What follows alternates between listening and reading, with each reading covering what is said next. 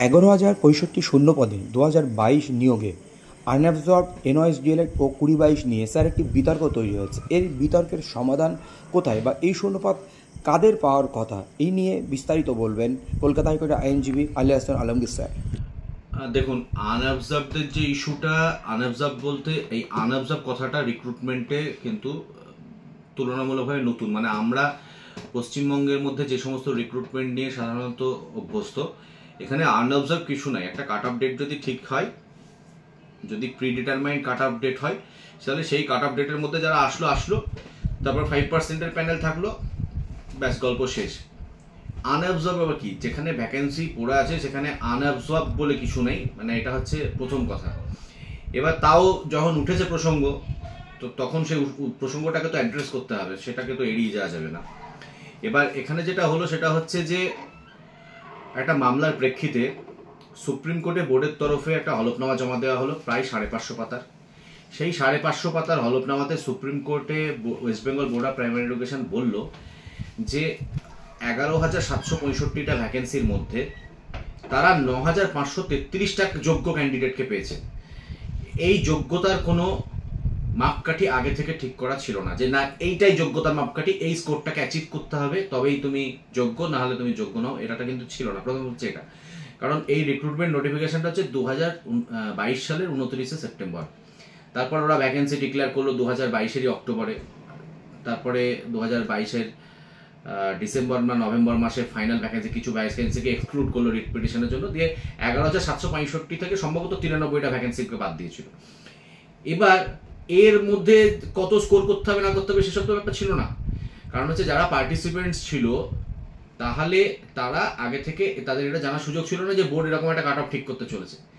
এবার এটা সম্পূর্ণভাবে তেজপ্রকাশ পাঠকের জাজমেন্ট, যেটা সুপ্রিম কোর্টের কনস্টিটিউশনাল বেঞ্চের জাজমেন্ট, তার পরিপন্থী। কারণ ওরা একটা রুল, একটা নিয়মে পদ্ধতি শুরু করলো, যে দুম করে মনে করলো যে এই ক্যান্ডিডেটগুলো যোগ্য, বাকিরা সব আনঅবজার্ভড, মানে তারা এই কাট অফটাকে অ্যাচিভ করতে পারেনি।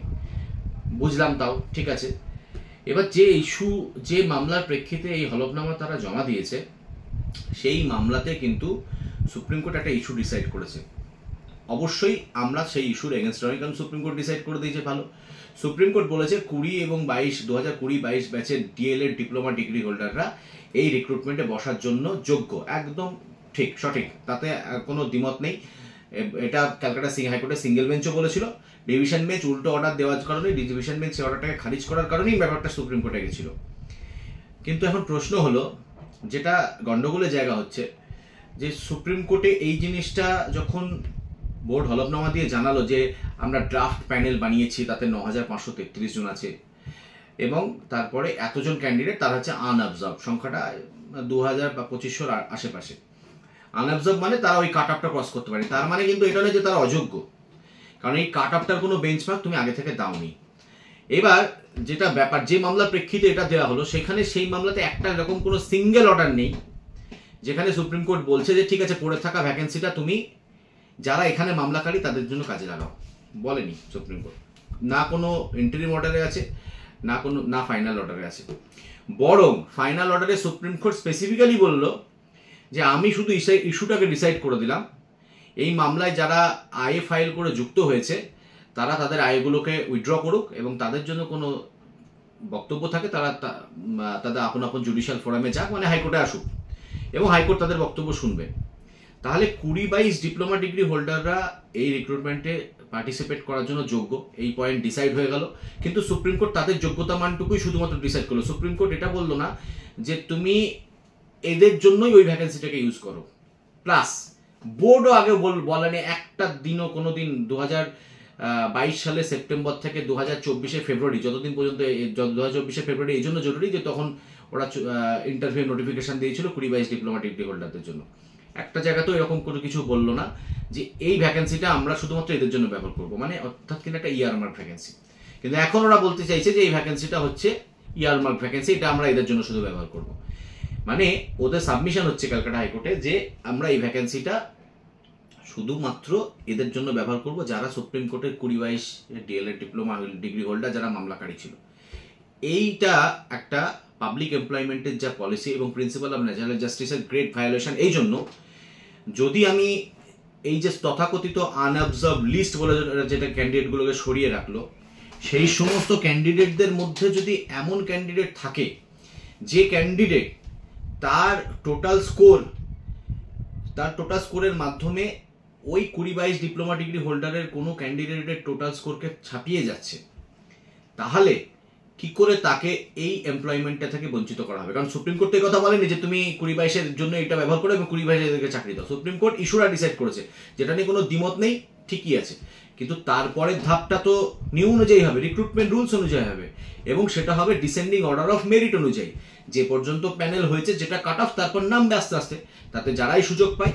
এখন আবার যেমন এনআইএসদের অর্ডার হয়েছে, এবার তারা যদি মেরিটে আসে, তাদেরকে মেরিটে কনসিডার করা হবে না, তাহলে তাদেরকে কোথা থেকে দেবে? কারণ তাদের জন্য তো সুপ্রিম কোর্ট অ্যাপয়েন্টমেন্ট অর্ডারটা দিয়েছে। তাহলে এই যে পড়ে থাকা ভ্যাকেন্সি 2139 ভ্যাকেন্সি, এটাকে যে ওরা ইয়ারমার্ক করে দিচ্ছে 20-22-এর জন্য, এটা কি একটা কন্ট্রারি টু ল আর contrary to supreme court judgment হচ্ছে না? কারণ সুপ্রিম কোর্ট তো কোনো জায়গায় বলেনি যে তুমি এদেরকে স্পেসিফিক্যালি ইয়ে করো। সুপ্রিম কোর্টের বোর্ডের তরফে এফিডেভিট দিয়ে বলা হয়েছে যে আমরা এদেরকে পেয়েছি, এদেরকে আনঅবজার্ভ রেখেছি।